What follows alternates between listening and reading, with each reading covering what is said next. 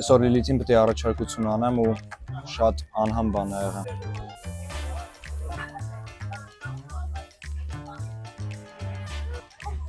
Օջո, ես ինչ թողանոց բանը։ Ինչ նախնդիրը փողը չերիք է։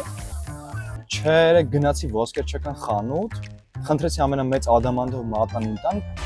տվեցի բոլոր գումարս, եկա տուն, բացեցի տուփը, հասկացա այն մատան ինչի, որը որ ինձ պետք է 5 անգամ ավելի մեծ է եւ թանկ։ Շատ լավ է։ Հաստատ Լիլիթը կուրախանա։ Դե լոքոտով ես դուրս եկել։ Չէ, Լիլիթը խելացի աղջիկ է։ Ինքը գիտի ինչքան եմ ես աշխատավարձ ստանում եւ կմտածի կամ բանկ եմ թալանը կամ էլ երիկամս եմ վաճառը։ Հա ու բացի այդ, եթե ոսկերիչը ոստիկանություն դիմի, ինձ կնստացնեն գողության համար։ Հասկացա։ Ես պլան ունեմ։ Զանգում ես Լիլիթին, ասում ես, որ պլանները փոխվեցին։ Գնում ենք ոսկերչական խանութ։ Գնում եք ոսկերչական խանութ ու տալիս եք մատանին ոսկերիչին։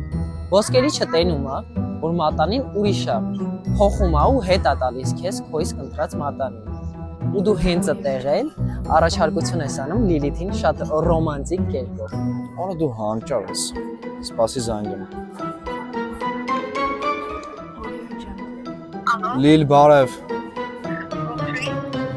Մեր պլանները փոխվել է, պետք է հանդիպենք ոսկերչական խանութի մոտ։ Քեզ հարմար է։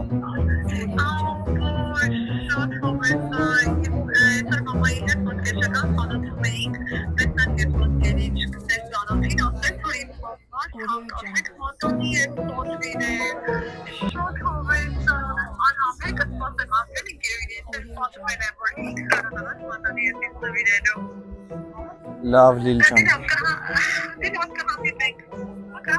Пока։